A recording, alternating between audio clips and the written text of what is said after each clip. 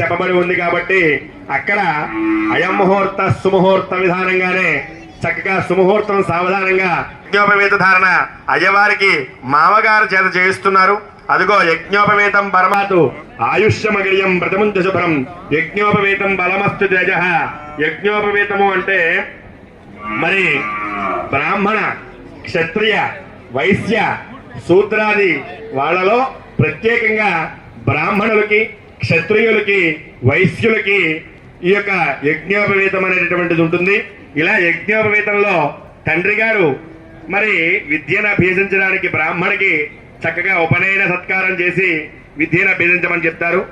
మరి పాణిగ్రహణ సమయంలో మామగారు తిరిగి గృహస్థాశ్రమంలో అడుగుపెట్టడానికి వారు మళ్ళీ ఉపనయనం చేస్తారు. కాబట్టి ఇప్పుడు మామగారు ఆయన మీదుగా ఉపనయనం స్వామివారికి ఉపనయన సత్కారం జరుగుతోంది. పరమేశ్వర స్వరూపమైనటువంటి నారాయణ స్వరూపమైనటువంటి ఆ వృషభరాజు వారికి యజ్ఞోపవేతాన్ని సమర్పిస్తున్నారండి.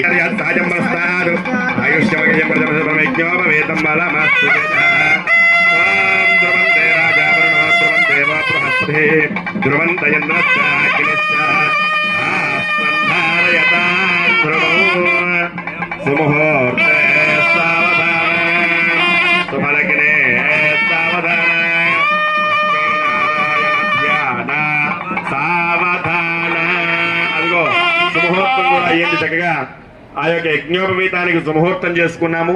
చివరిగా జీలకర్ర బెల్లము సూత్రధారణ చేసుకుని నిజంగా ఎంతో వైభవంగా నిర్వహింపబడేటటువంటి ఈ గో వృషభ కళ్యాణంలో వృషభానికి గోవుకి కూడా ప్రత్యక్షంగా కూడా దండలు వేసి వాటికి కూడా మట్లు మంగళసూత్రాలు మెడలో అలంకరణ ప్రాయంగా చేసి వాటికి కూడా వివాహం ఆడింపజేస్తారు.